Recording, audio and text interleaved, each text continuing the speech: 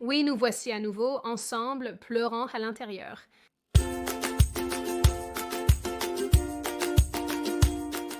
Salut, c'est Sydney, bienvenue de nouveau en enfer. Et comme d'habitude, avant de commencer, la vidéo d'aujourd'hui est sponsorisée par moi et ma nouvelle entreprise, Lions Tea Exchange, que vous devriez absolument découvrir si ce n'est pas déjà fait, car le thé est excellent, vous l'adorerez et le lien se trouve dans la description.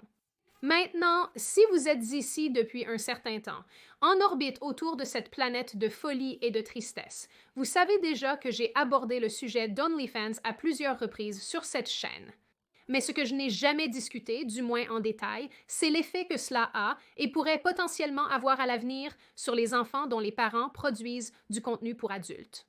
Parce que je suis sûre que cette question va être vraiment amusante pour tout le monde à l'avenir. Alors que OnlyFans continue de gagner en traction et en popularité, que de plus en plus de femmes semblent considérer cette plateforme comme un moyen légitime de gagner un revenu décent, il semble qu'il y aura inévitablement des conséquences pour les familles.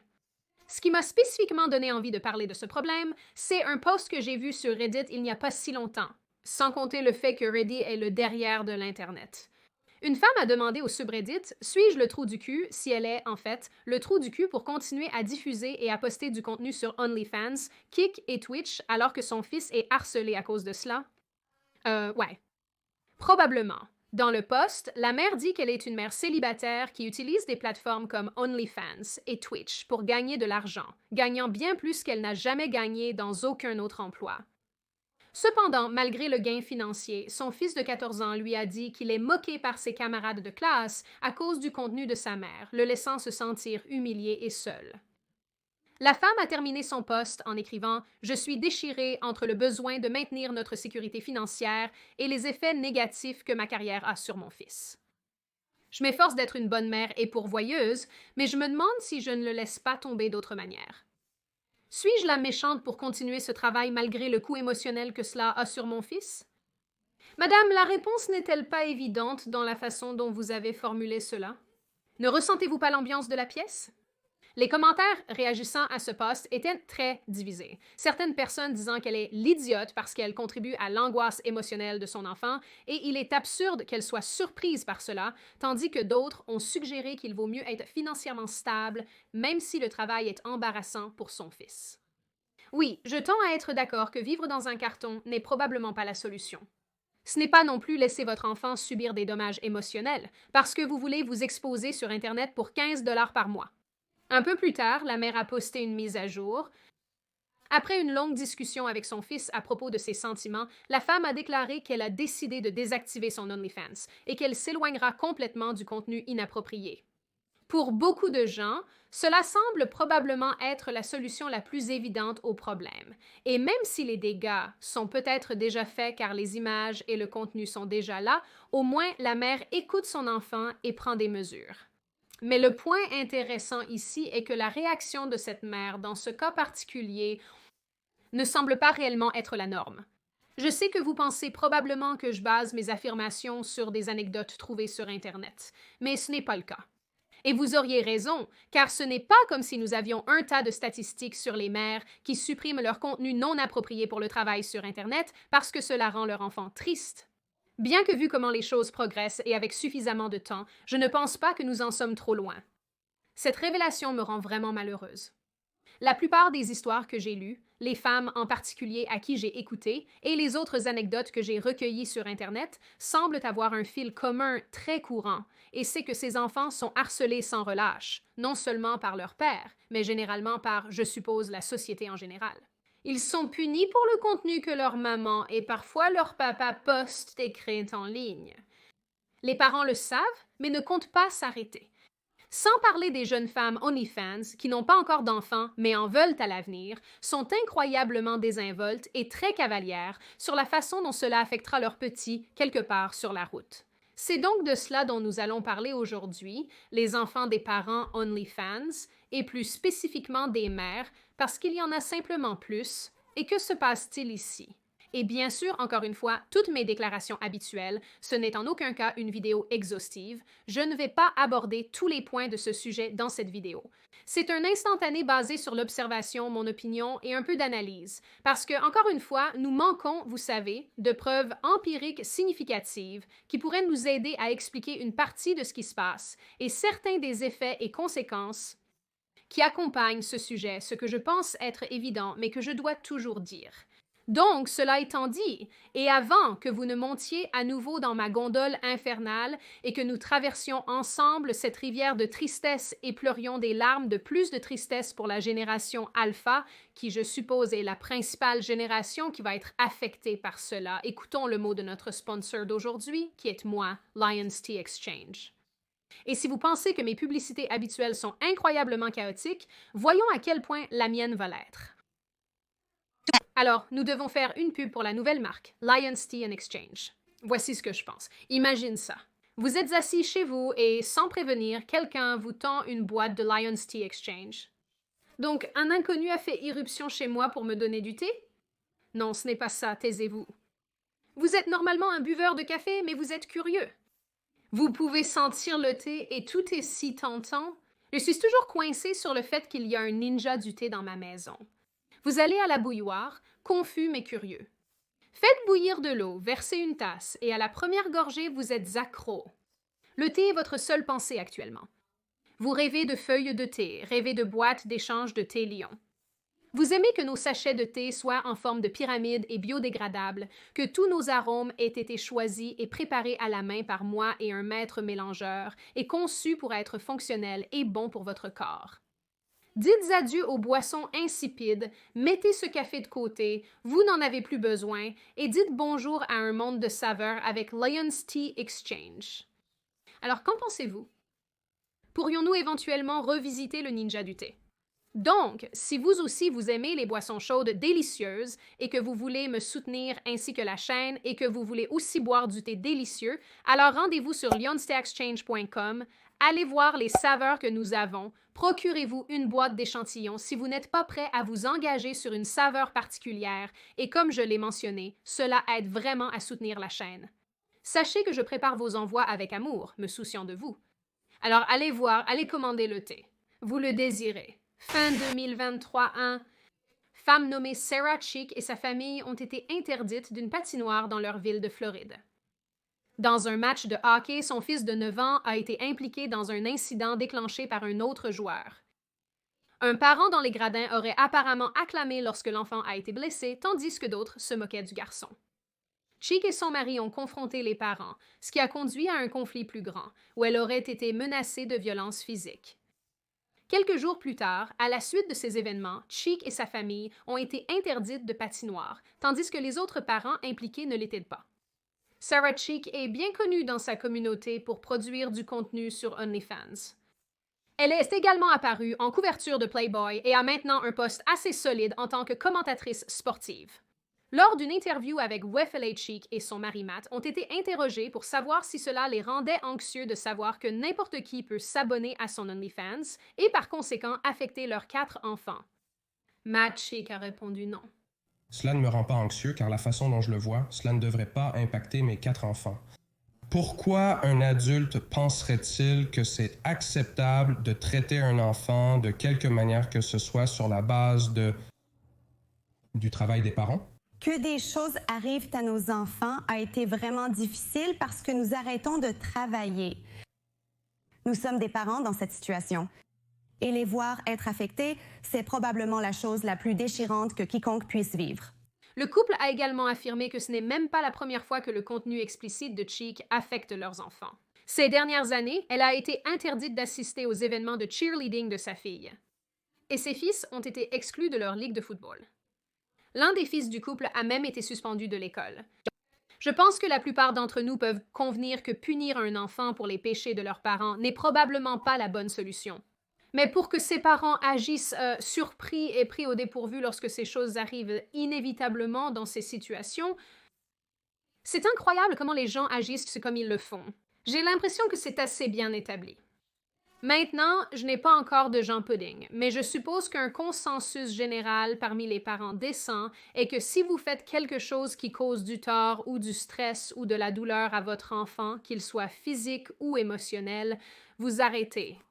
La même chose vaudrait pour toute autre relation avec une personne que vous aimez et dont vous vous souciez, comme un conjoint ou un parent ou un ami proche.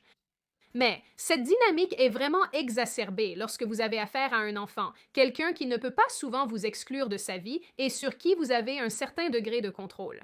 Mais plutôt que de faire cela en identifiant que OnlyFans et la création de contenu explicite cause de la douleur aux enfants et en arrêtant, The Cheeks ont fait ce que beaucoup d'autres créateurs de contenu dans des situations similaires ont également fait, blâmer tout le monde et redoubler d'efforts. C'est en fait une attitude que j'ai rencontrée encore et encore en me penchant sur ce sujet, et je suppose que cela m'amène à mon premier point concernant ce problème. Ces personnes semblent croire que le travail du sexe, comme ils l'appellent, est aussi inoffensif que n'importe quel autre métier, et si cela leur fait du bien, alors vraiment aucun mal n'est fait. En juillet 2021, dans un autre post Reddit, une mère aurait comparé son contenu OnlyFans à travailler dans une banque ou dans une épicerie. D'accord. Tu quoi? Le post a attiré l'attention des médias parce que l'enfant de 13 ans qui l'a écrit a exprimé que les actions et le contenu de sa mère le poussent à vouloir s'effacer, surtout après être devenu la cible de harceleurs à son école. Quand l'enfant a essayé de discuter de cela avec sa mère, elle a apparemment dit que cela la fait se sentir bien dans sa peau en créant du contenu explicite et que son fils devrait être heureux qu'elle soit plus confiante maintenant. Je pense que c'est l'argument typique des accros à la méthamphétamine. Sauf qu'au lieu de les rendre plus confiants, je suppose que cela les anesthésie juste à l'intérieur. Probablement comme ce petit garçon se sent maintenant. Cela est devenu sombre. La désinvolture et l'égoïsme discutable exprimés dans ce post me rappellent beaucoup une interview sur le podcast Other People's Lives de février 2023. Les animateurs Joe et Greg ont interviewé une femme qui réalise du contenu explicite avec son mari et d'autres hommes. Ça va être génial. Au cours de l'épisode, Joe et Greg ont demandé à la femme comment sa profession choisie affecte ses 3 enfants, 2 de ses filles aînées ayant 11 et 14 ans au moment de l'enregistrement. Elle a dit que pour éviter qu'ils découvrent son travail, entre guillemets, par d'autres personnes, elle a choisi de leur dire elle-même « J'aimerais être une mouche sur le mur pendant que ces conversations se déroulent. »« Maman, pourquoi suis-je harcelée à l'école? » »« Je suis désolée, Martha. » Nous sommes en 2024 et le travail du sexe est un vrai travail et j'ai mis tous mes aréoles sur Internet pour payer tes leçons de piano. Désolée, tu as fait quoi? Elle a indiqué que les ennuis ont commencé quand des enfants de la ville ont découvert son contenu et l'ont montré à ses filles. Principalement comme d'autres enfants qui trouvent mes trucs et puis ils montrent à mes filles en disant que ta mère est une prostituée. C'était vraiment difficile et ça s'est finalement résumé à ce que je devais juste dire que je ne le faisais plus. Je devais un peu leur mentir. En fait, on m'a dit par leur autre ensemble de parents que je devais leur mentir et leur dire que je ne le faisais plus. Lorsque les autres ont continué à lui demander comment elle avait annoncé cette nouvelle à ses enfants à propos de la création de son contenu, de manière similaire au post Reddit mentionné précédemment, la femme a expliqué qu'elle aimait faire le tango du diable et qu'elle n'a pas eu l'occasion d'avoir une phase de débauche dans sa jeunesse parce qu'elle est tombée enceinte très tôt. Qu'est-ce que c'est? Attends, une putain de minute. Donc, cette dame se filme en train de faire le tango du diable, non seulement avec son mari, mais aussi avec d'autres hommes. Et ensuite, elle met le contenu explicite sur Internet. Madame, ce n'est pas une phase de dévergondage. Qu'avez-vous exactement dit? Comme si vous faisiez du contenu pour adultes. Oh, Joey Witz. Comme quoi? Exactement. Oh. D'accord. C'était presque ce que je leur ai dit. J'étais genre, ouais, donc j'ai toujours eu une très mauvaise confiance en moi. Et vous, les gars, je sais que vous en êtes assez conscients. Je suis devenue mère à un très jeune âge, donc je n'ai jamais eu l'occasion d'explorer cette partie de ma vie. Je n'ai jamais eu l'occasion d'explorer le côté sexuel. Je n'ai jamais traversé de période de débauche. En tant qu'adulte, je suis donc prudente et sécuritaire. Comme je m'assure que tout le monde avec qui je suis en contact a été testé, je me fais tester régulièrement et je leur fais savoir. Et je leur rappelle aussi que je suis un adulte et que j'ai le droit de faire ces choix Être ouvert et libre avec soi-même est une chose vraiment agréable et vraiment belle. Et être capable d'avoir confiance en soi et de se sentir bien dans ce que l'on fait et de se faire du bien, parce que, soyons réalistes, le sexe fait du bien. Comme beaucoup d'autres anecdotes que j'ai vues de parents créateurs de contenu, cette mère admet également que sa fille aînée est gênée. Et ce n'est pas quelque chose que cette mère avait envisagé lorsqu'elle a commencé à poster et à créer du contenu explicite. Ses amis m'ont vu nue. C'est un peu gênant pour un enfant de vivre cela. Et ce n'est pas quelque chose que j'avais vraiment envisagé lorsque j'ai commencé à m'y mettre sérieusement. Et ne pas avoir pris cela en compte, c'est ma faute. Croyez-le ou non, le thème du « je n'ai pas pensé à comment cela affecterait les autres » est très courant ici. La personnalité en ligne Adam Vingt 2, qui crée du contenu épicé avec sa femme Lena, est apparue sur le podcast Raw Talk au milieu de l'année 2023. Dans l'épisode, Adam a indiqué que le couple ne considérait pas leur fille de 2 ans lorsqu'ils décidaient de la création de leur contenu. Donc, c'était probablement la décision la plus importante pour laquelle vous avez dû choisir, non? C'est pour votre fille, non? Je présume que c'était dur ou... Non, nous... N'avons pas parlé. À ce sujet. Alors, quelle a été la partie la plus difficile pour vous à dire oui à cela? La partie la plus difficile pour moi était simplement de me faire à l'idée que ma fille allait passer un certain temps avec un autre gars. Parce que même si je ai dit que ce n'est pas si grave pour moi, c'est quand même une affaire. C'est toujours une chose. Tu sais, j'ai déjà évoqué cette idée auparavant, mais je vais la réitérer. Des licences parentales.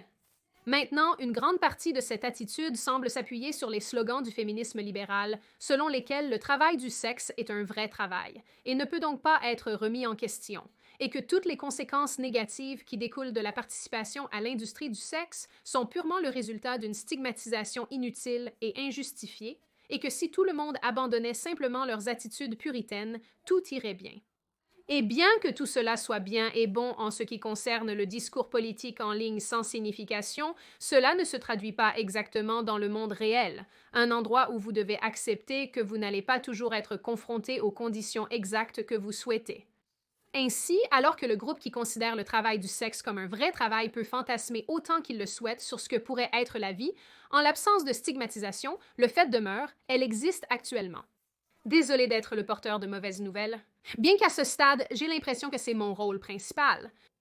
Pour vous tous, maintenant, il se peut qu'une chose soit que cette association négative ait un impact sur un individu adulte complètement développé qui participe à l'industrie, mais c'est une autre affaire entièrement lorsque les actions de cet individu commencent à affecter les enfants qui n'ont absolument aucun mot à dire dans l'affaire.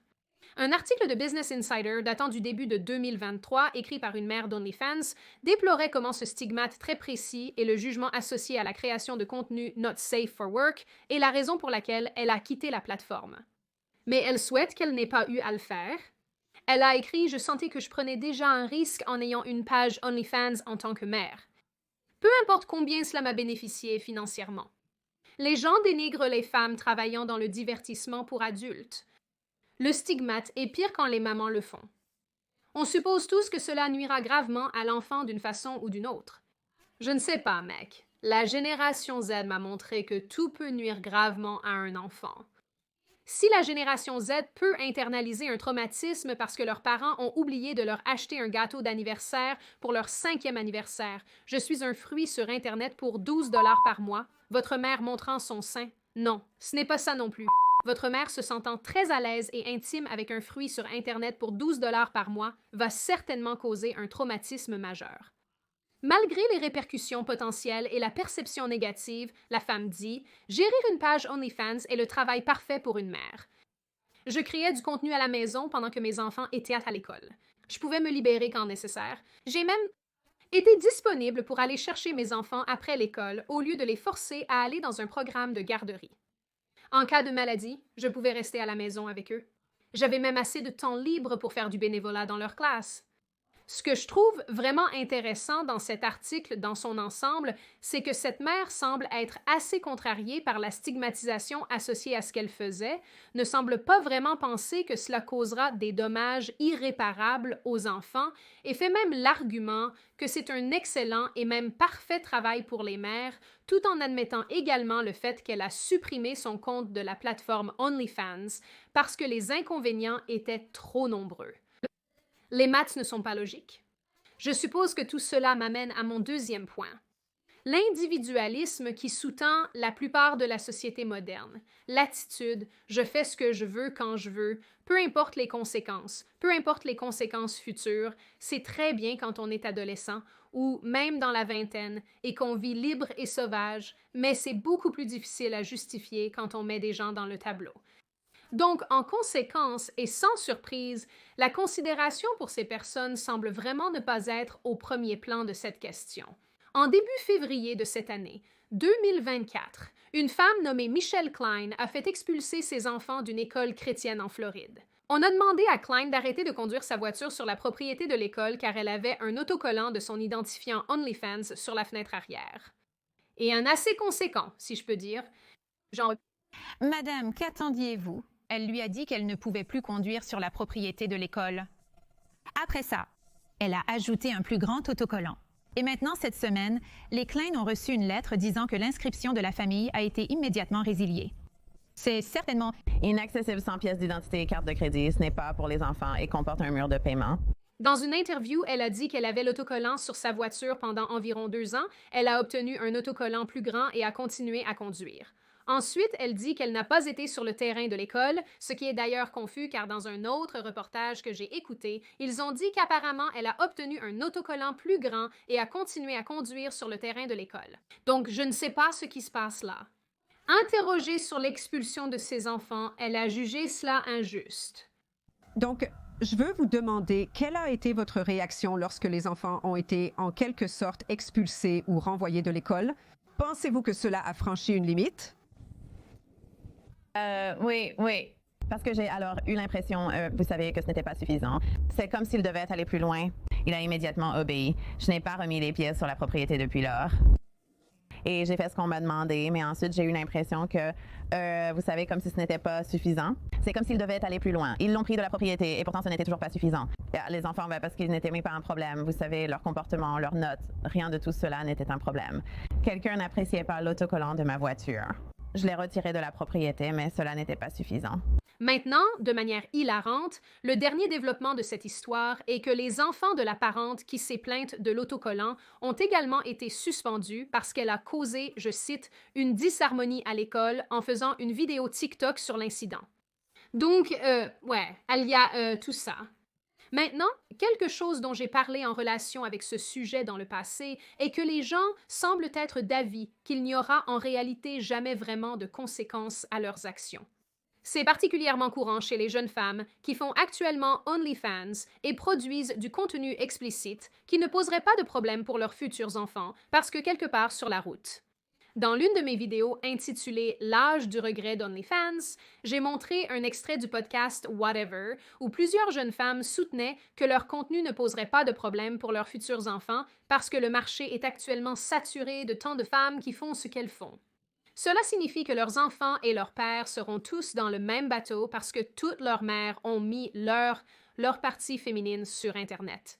En élevant votre enfant à Los Angeles avec autant de travailleurs du sexe, je ne crois pas qu'un des nôtres deviendra spécifiquement le sujet de conversation de la ville, vu le nombre d'années entre aujourd'hui et ce moment-là. Ces femmes semblent également croire qu'elles peuvent faire retirer significativement leur contenu épicé de l'Internet avec des demandes de retrait.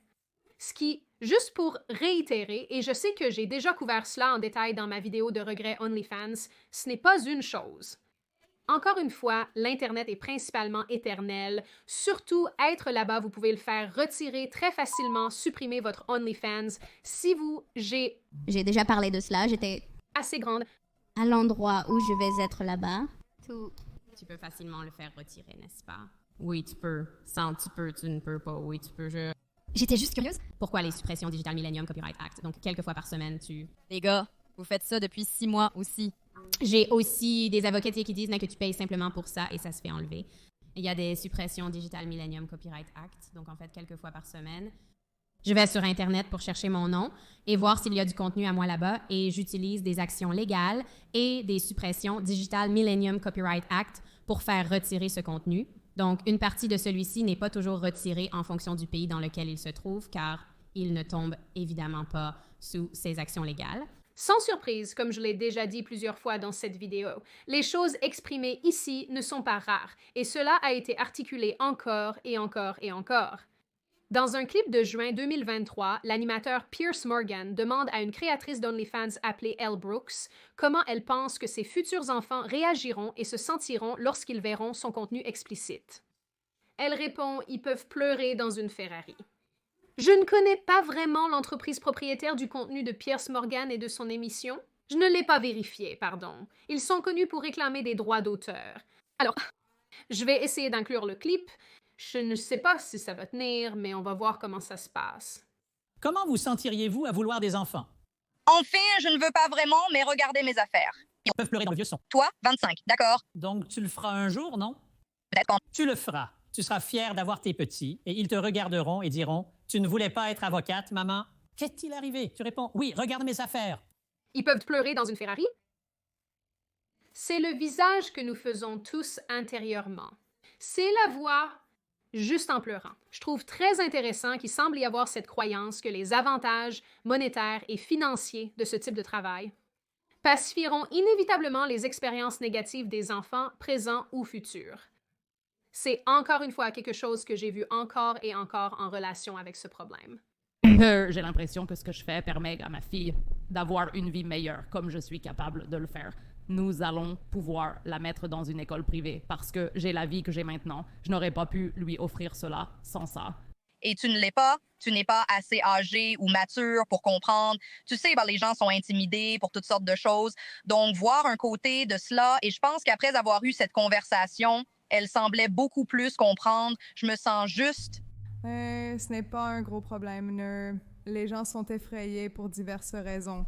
Ainsi, je préparerai mon enfant pour une vie sûre, financièrement stable et avec une bonne relation avec moi pour pouvoir gérer tout incident. Maintenant, bien sûr, je serais négligente si je n'ajoutais pas qu'il y a des enfants qui semblent être principalement des adultes qui se fichent du contenu épicé de leurs parents. J'ai également vu des articles et d'autres histoires en me renseignant sur ce sujet où des filles créent du contenu avec leur mère, ou des fils prennent des photos de leur mère. D'autres indignent que les enfants sont globalement bien avec tout cela et le soutiennent même. Bien que je soutiendrai que les enfants ne sont pas les humains les plus progressistes. Donc, les inscrire à une vie de conséquences qu'ils ne comprennent probablement pas encore pleinement semble un peu égoïste. C'est aussi une sorte de digression par rapport à ce problème, mais je pense qu'il vaut la peine d'ajouter que les parents modélisent le comportement pour leurs enfants. Donc, une mère ou même un père qui fait du contenu épicé montre que c'est un parcours professionnel viable, surtout pour leurs filles. À mon avis, cela les prépare à une vie d'exploitation, surtout si elles choisissent de suivre cette voie dès qu'elles ont 18 ans. Comme si elles venaient tout juste de naître, leurs petites têtes ne sont pas encore développées.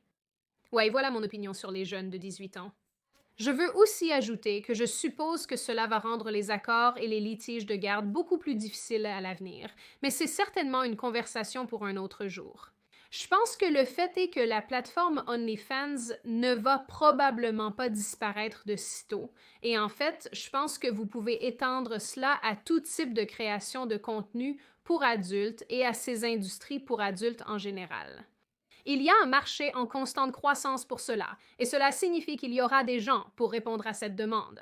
Mais en ce qui concerne les enfants, il m'est parfois très difficile de comprendre pourquoi les mères en particulier participeraient à une plateforme qui ne leur donnera probablement pas la liberté financière qu'elles désirent tant, étant donné que la grande majorité des créateurs sur OnlyFans ne gagnent que entre 150 à 180 par mois. C'est un sujet que j'ai aussi traité en profondeur dans ma vidéo Regret d'OnlyFans. Si cela vous intéresse, regardez cette vidéo où nous abordons tout cela. En fin de compte, je pense que nous pouvons tous convenir que la responsabilité première est avant tout d'un parent, s'assurer que leur enfant est sûr et bien soigné. Donc, avec cela dit, je pense qu'il est très difficile de soutenir que l'exposition délibérée des gens à une industrie connue pour être destructrice, grossière et nuisible répond à ce critère. Surtout lorsque de nombreux créateurs OnlyFans, si ce n'est la plupart, sont très publics sur des informations qui seraient normalement privées, comme leur véritable nom et leur visage et d'autres informations qu'ils utilisent pour promouvoir leur contenu épicé. Bien que je comprenne que certaines personnes préféreraient vivre dans ce pays des merveilles fantastiques où il n'y a absolument aucun stigmate attaché à faire la danse du monstre horizontal devant la caméra, ce n'est pas la réalité dans laquelle nous vivons actuellement et cela ne risque probablement pas de changer. Donc, surtout là où les gens de Pudding sont impliqués, je pense qu'il est beaucoup plus important, du moins à mon avis, d'accepter la réalité dans laquelle nous existons tous, les paramètres qui existent, et de travailler dans ces limites plutôt que de souhaiter un monde complètement différent et de mettre votre enfant en danger. Je pense qu'il vaut la peine de se rappeler que OnlyFans n'a vraiment pris de l'importance qu'en 2020 pendant la pandémie, ce qui n'est pas si loin. Donc, avec cette plateforme très récente, il est très préoccupant et révélateur que nous ayons déjà tant d'exemples d'enfants subissant les conséquences de la participation de leurs parents sur la plateforme. Et finalement, et malheureusement, je pense que tout cela indique que les choses vont presque certainement empirer. Maintenant, sur cette note très heureuse et agréable, et avant d'ouvrir le débat à tous, c'est juste un rappel pour consulter Lions Tea Exchange, ma petite marque, en utilisant le lien dans la description. Nous offrons une variété de saveurs à essayer. L'achat d'un pack d'échantillons me soutient, aide la chaîne et tout ce que nous faisons.